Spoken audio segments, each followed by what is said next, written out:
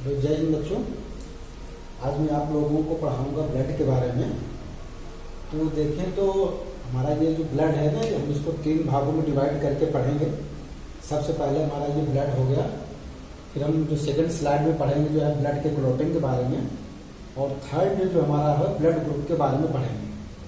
तो आज हमारा सबसे पहला जो टॉपिक है ये हमारा जो है ब्लड का है। ब्लड के बारे में हम लोग जो पढ़ेंगे, तो सबसे पहले जो जरूरी हमारा ब्लड का कि नॉर्मल चीज़ें ब्लड के बारे में हम लोग पढ़ें। जो हमारा बहुत सारे क्वेश्चन हमारे एग्जाम में भी पूछे जाते हैं, जो अपना न्यूमेरिकल होते हैं, वो सब हम जो है जनरल सबसे पहले पढ़ेंगे ना। तो सबसे पहले ये जो ब्लड हमारा क्या है, ब्लड एक हमारा जो लिक्विड है जो अपने पूरे शरीर में जो भ्रमण करता रहता है। तो इसका नेचर देखिए ब्लड का, तो ब्लड का नेचर जो है ये कोलॉइड नेचर होता है। आप लोगों ने जो केमिस्ट्री में पढ़ा हो जो सोल्यूशन के बारे में, तो एक जो कोलॉइड जो सोल्यूशन होता है, कोलॉइड मीन्स क्या होता है कि उसमें बिले और बिलाय जो है कम्प्लीटली जो है घुले नहीं होते, माने मिक्स नहीं होते। एक अपना जो है तो उसमें जैसे हमारा जो है आप जो दूध ले लीजिए, मिल्क ले लीजिए, मिल्क में क्या होता है कि जो हमारा उसमें जो फैट होता है वो फैट दूध में जो मिला नहीं होता। या तो जैसे हम जो है चाय बनाते, चाय को भी देख लीजिए, तो चाय जो हम बनाते हैं ना, जो हमारा टी होता है, टी में जब उसमें जो है पानी हो गया, दूध हो गया और अपना जो टी हो गया, तो हम टी को जैसे छान करके निकाल लेते हैं, तो सेम ऐसे है। ये हमारा क्या है, एक जो कोलॉइड नेचर होता है अपना ये ब्लड। और दूसरा ये कनेक्टिव टिश्यू है। क्या है? Connective tissue. तो जो ब्लड को हम लोग जो है कनेक्टिव टिश्यू में रखेंगे है। तो जो कनेक्टिव का मतलब कि पूरे शरीर के अंगों को जोड़ करके रखता है। ब्लड क्या होता है, ये पूरे शरीर के सारे अंगों को जो कनेक्ट करके रखता है, तो इसलिए हम इसको जो क्या बोलते हैं, कनेक्टिव टिश्यू बोलते हैं। और इस ब्लड का जो पीएच होता है वो 7.4 होता है, माने क्षारीय होता है। पीएच के बारे में भी आप लोगों ने पढ़ा होगा, जिसका पीएच जो 7 होता है वो अपना न्यूट्रल होता है। जो 7 से कम होता है वो हमारा अम्लीय होता है, जो 7 से ज्यादा होता है वो हमारा क्षारीय होता है। तो जो हमारा ब्लड का पीएच होता है, ब्लड का पीएच अपना जो है ये क्षारीय होता है।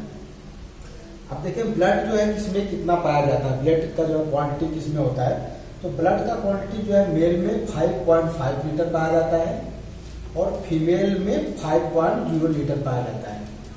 अब आप कहेंगे कि मेल में ये हमारा अपना मेल में क्यों कम पाया जाता है, तो इसका एक ही रीजन है, क्योंकि जो हमारा मेल होता है, मेल में हीमोग्लोबिन की मात्रा ज्यादा होती है, और हीमोग्लोबिन आरबीसी में पाया जाता है, और आरबीसी एक ब्लड का पार्ट होता है। तो इसलिए जो है मेल में जो ब्लड की मात्रा ज्यादा होती है, और फीमेल में क्या होता है, हीमोग्लोबिन की मात्रा कम होने की वजह से ब्लड की मात्रा कम होती है।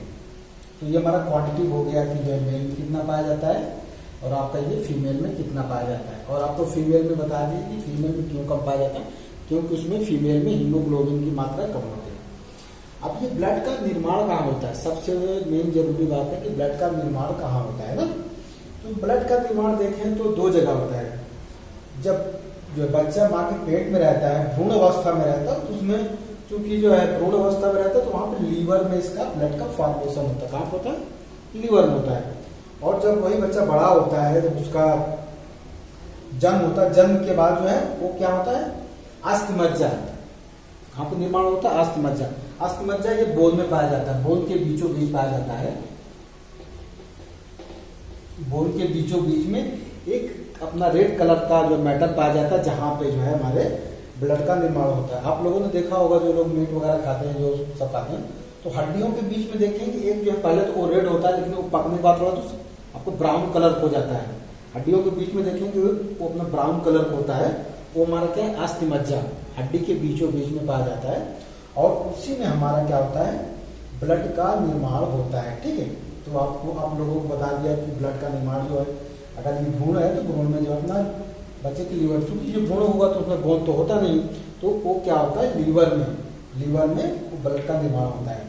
वही बच्चा जब बड़ा होता है, पैदा होने के बाद उसमें बोन का डेवलपमेंट होता है।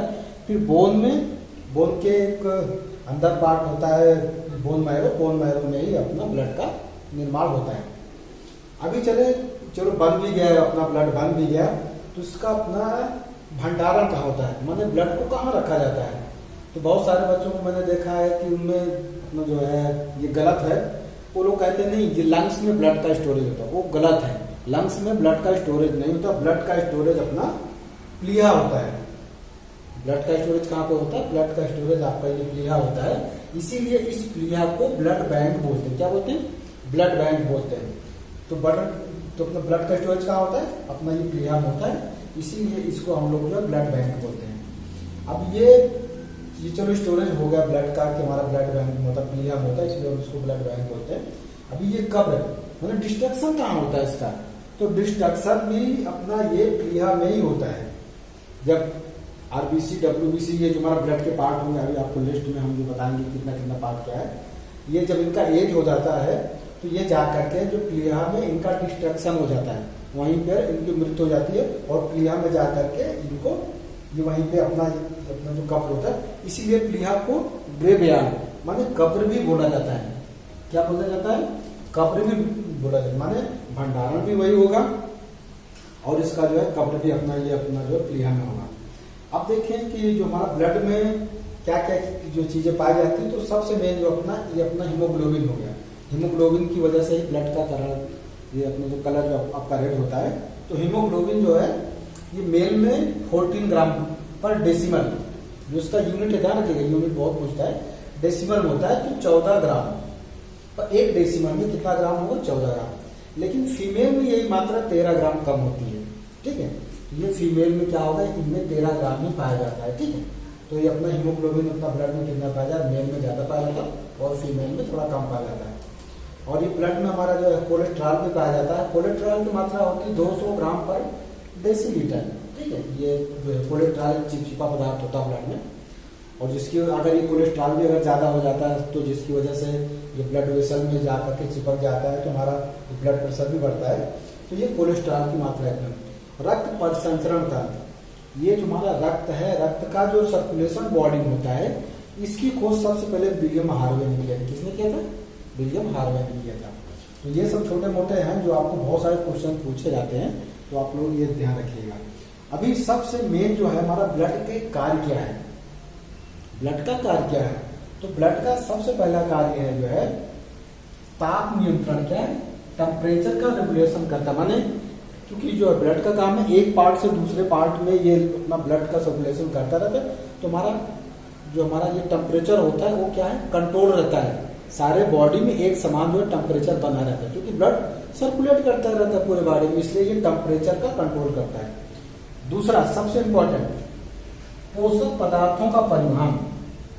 पोषक पदार्थ जो हम लोग भी खाते हैं, खाने के बाद डाइजेशन होता है, डाइजेशन बाद इंटेस्टाइन में जा करके जो हमारा आवश्यक पदार्थ है उनका अवशोषण होकर के ब्लड में मिलता है। कहाँ मिलता है? ब्लड मिलता है।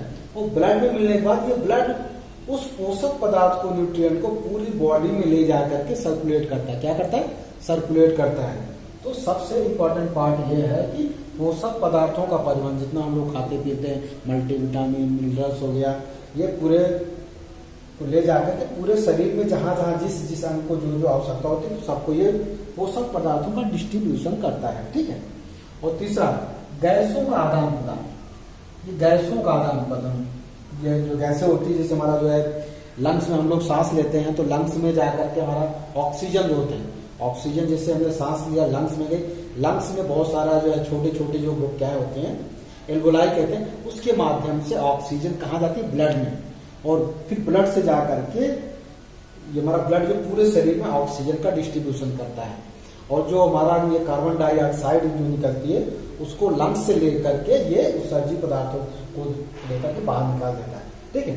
तो गैसों का आदान प्रदान ये भी अपना ब्लड का कार्य होता है, माने ऑक्सीजन को अंदर लेता है और CO2 को बाहर निकाल देना होता है। और ये चौथा सबसे इम्पोर्टेंट काम ये भी उत्सर्जी पदार्थों का परिवहन। उत्सर्जी पदार्थों में जैसे हमारे शरीर में डाइजेशन होता है, अपने जो डाइजेशन में जो आवश्यक पदार्थ है वो शरीर द्वारा अवशोषित कर लिए जाते हैं। जो अनावश्यक पदार्थ है जो डाइजेशन के फलस्वरूप ये बनते हैं, ये भी ब्लड पूरे शरीर में ले जा करके उत्सर्जी अंगों तक पहुंचा करके, जिससे उन पदार्थों का उत्सर्जन हो जाता है, ठीक है। तो ये अपना ये दूसरा काम। और ये इम्पोर्टेंट काम है ये प्रतिरक्षात्मक कार्य। ब्लड का जो है सबसे है जो प्रतिरक्षात्मक करता है, इम्यूनिटी का काम करता है। ब्लड में बहुत सारे सेल्स होते हैं, अभी आपको लास्ट में जो बताएंगे सेल्स के बारे में, वो हमारे ब्लड हमारे जो है शरीर में जितना है इम्यूनिटी का काम करता है। कोई भी फॉरेन पार्टिकल आता है, फॉरेन बॉडी आता है, तो उससे रिएक्शन करके ये सब कार्य करता है, ठीक है। तो ये हमारा आज हम लोग पढ़ रहे हैं जो ब्लड के बारे में। ब्लड का जो हमारा स्टडी होता है उसको दो पार्ट में होते हैं, सेरोलॉजी बोलते हैं और हिमेटोलॉजी भी बोलते हैं, जिसमें हम ब्लड का अध्ययन करते हैं। तो ये भी याद रखेंगे, ये भी आप लोगों से पूछता करेंगे कि ब्लड के अध्ययन को क्या बोलते हैं, या कौन सी ब्रांच है जिसके अंदर हम ये ब्लड का अध्ययन करते हैं। तो आपको याद रखना होगा सेरोलॉजी और हिमेटोलॉजी, दोनों में से आएगा, दोनों में से आप जो है ये कर सकते हैं। तो ये हम लोग अभी ब्लड के बारे में पढ़े, पहली स्लाइड हमारा जो है ये ब्लड के बारे में जनरल बात है। अभी हम जो ब्लड के पार्ट पढ़ेंगे, ठीक है, ब्लड के पार्ट में हम आप लोगों को बताते हैं। धन्यवाद।